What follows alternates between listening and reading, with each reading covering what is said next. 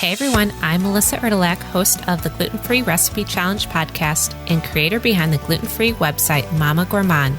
Here we take beloved recipes you thought you'd never enjoy again and transform them into easy copycat versions just as good as the originals. So who knew a gluten-free flatbread was going to take the internet by storm? I recently shared this recipe on a gluten-free Facebook group and holy shit. People have gone a little bonkers over it. I had no idea that this was on so many people's GF bucket list. I actually created this recipe around Easter time because we were going to have a Mediterranean-inspired menu with a lot of dips, and it's not so fun to just eat hummus and baba ganoush with a spoon.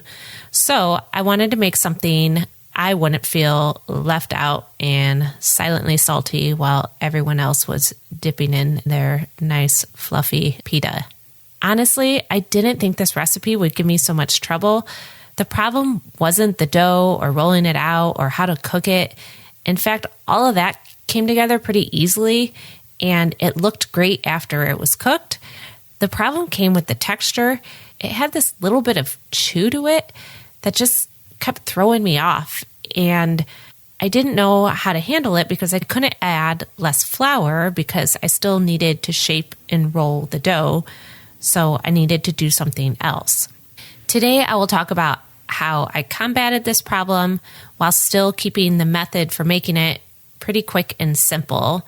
We'll walk through how to make them, how gluten-free flatbreads are going to change your life, and the most perfect way you can use them this summer, which is grilled pizzas. Also, full disclosure, I set off to make this a pita recipe, but I couldn't get those damn pockets to form.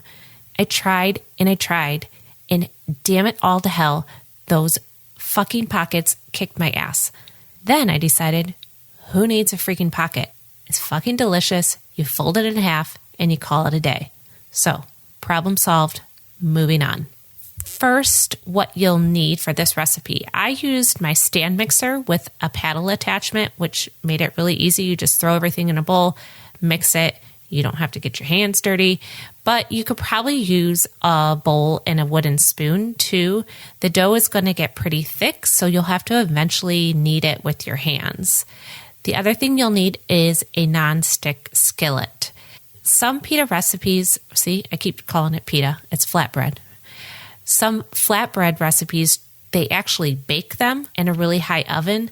I tried this, but I feel like cooking it on a skillet is way easier to control the temperature. They only take a couple minutes on each side, and then you also get those nice brown markings on them. And when I baked them, they just kind of were one even color. They didn't look as pretty. So I recommend the skillet method. As for the ingredients, the gluten-free flour I use and always recommend is cup for cup gluten-free flour. This gives the nicest, softest texture, but I will say none of the ingredients in this recipe have dairy in them. If you need a completely dairy-free recipe, you cannot use cup for cup because it has milk powder in it. Also, side note, this is completely vegan too. If you need a dairy-free vegan recipe, I would use King Arthur Measure for Measure or whatever your preferred brand is. The other thing that you'll need, and this was the secret ingredient to getting rid of that chew, was potato starch. I use this in other recipes where I want that nice fluffy texture. In fact, I used it for the gluten-free hamburger buns, which I talk about in episode 9. And instead of adding additional flour to get that structure, I substitute another gluten-free starch, and in this case, a real light, fluffy gluten-free starch that doesn't weigh down the crumb, but still absorbs the liquid, and that is potato starch. This is potato starch, not potato flour, which is a completely different thing. Potato flour is actually dehydrated potatoes ground up. Potato starch is that sediment that drops down from potatoes when you're soaking them in water and it's dried and turned into a flour. It's really affordable to buy. Bob's Red Mill makes it, and I could find it at my local grocery store or on Amazon. The other thing you'll need is psyllium husk powder, which huge fan of psyllium husk powder and gluten-free baking. This is another reason why this dough is really easy to handle and why you don't have to add a bunch of flour to it. The psyllium, which I talk about more in episode 7, absorbs the liquid in the dough and helps mimic that elasticity and the crumb structure of wheat baked goods. This is an essential ingredient to get a good flatbread. You can also buy this on Amazon. It's pretty cheap, and I use it a lot of my gluten-free breads, so I would recommend picking up a pack. I will link to the one that I use because some of them are darker than others, and if you get a dark psyllium husk powder, it kind of turns your baked goods like this weird purple color. I found a couple that are lighter in color, and I will link to that in the show notes. The other thing you'll need is active dry yeast. You can also use instant yeast in this recipe, and if you're using instant yeast, then I would just add that to the dry ingredients. You don't need to activate it with the water. Next, you'll need baking powder. I always use a combination of yeast and baking powder with gluten-free breads because it helps add rise and loftiness, and especially because this has such a short cook time on the stove that it really boosts the leavening. And let's see, what else? The only other thing you need is a little bit of sugar to activate the yeast in the water and a small amount of olive oil, which I use a little bit in the dough and then also for shaping and rolling. Okay, so let's make some good-ass flatbreads. First, you're going to turn on your oven to 150 degrees and warm it up to 150 degrees. Once it reaches that temperature, you turn off the oven, leave the oven door shut. And this just serves as an extra warm place for the dough to rise. Once your oven is shut off, then you can start making the dough. In a small bowl, combine the warm water, the yeast, and the sugar. Just mix it together and set it aside for 5 minutes to activate the yeast. When it's ready, it'll look like frothy on top. Then in your stand mixer bowl, you combine the gluten-free flour, the potato starch, psyllium husk, salt, and baking powder, and just mix that on low speed. Next, add in the yeast water mixture and the oil, and you mix that on medium speed for 3 minutes. And then that's it. Your dough's done. At this point, the dough will be pretty stiff, and if you aren't using a stand mixer, this is when you'll kind of have to maybe knead it with your hands to get everything well mixed.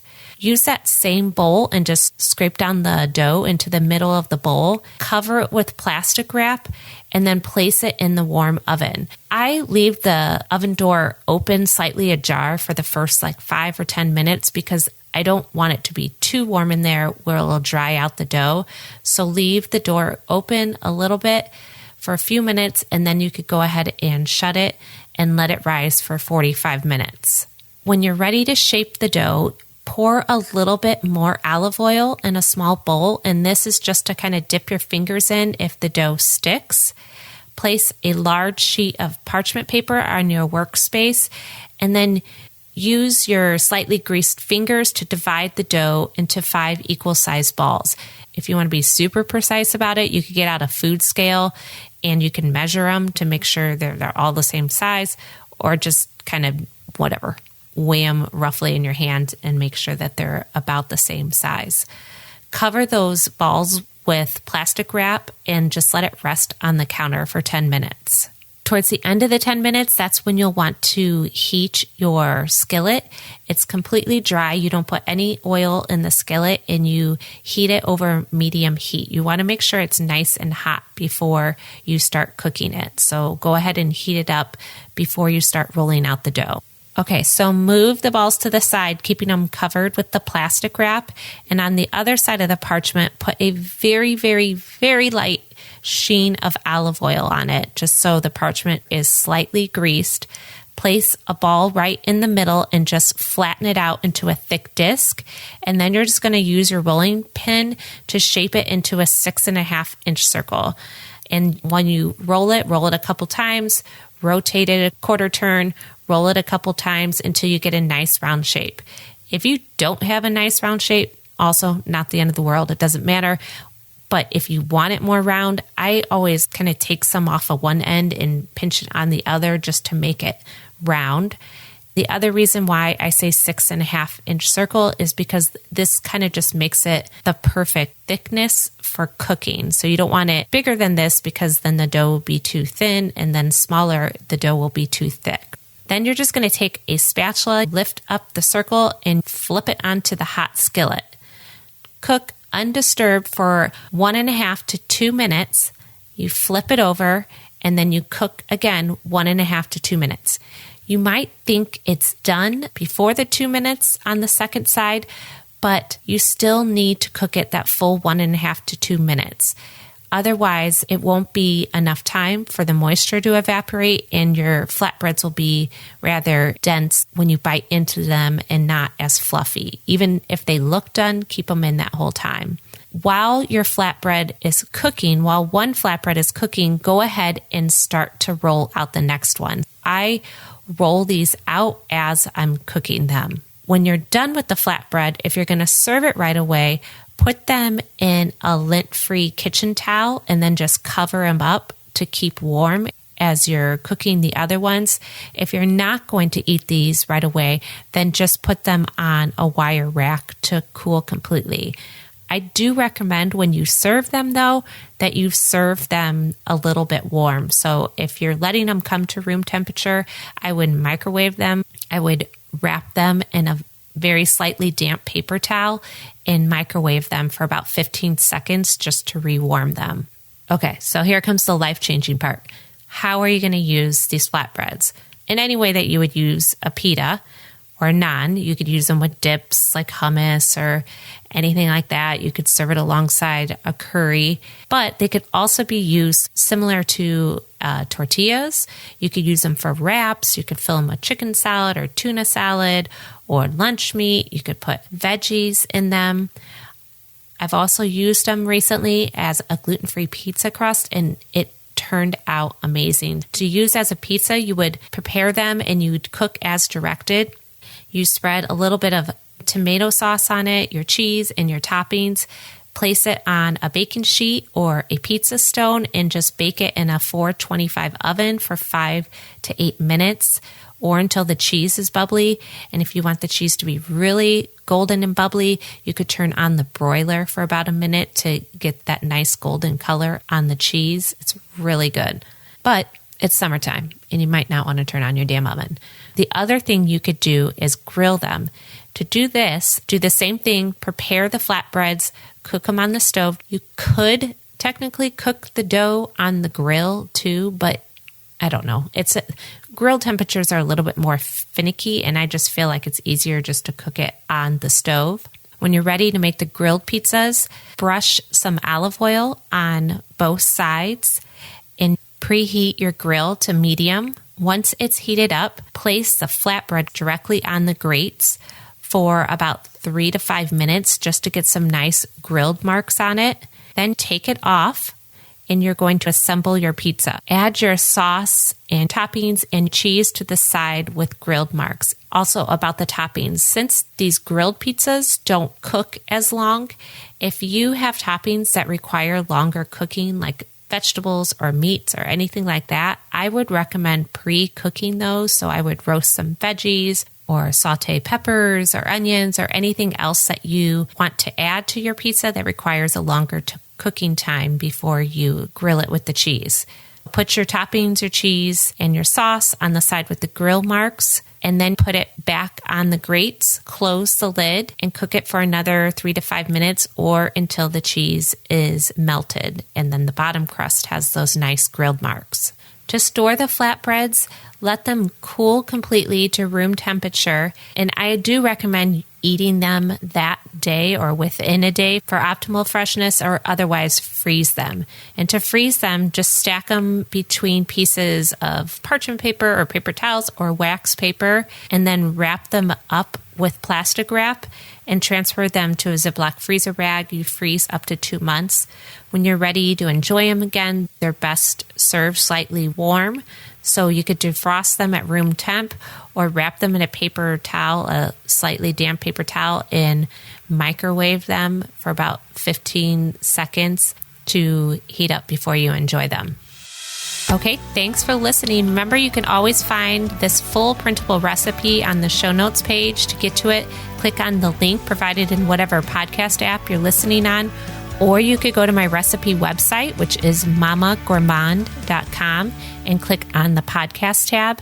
And then the show notes will include this full recipe along with all the ingredient amounts, tips, and the links to any recommended ingredients or equipment I've talked about.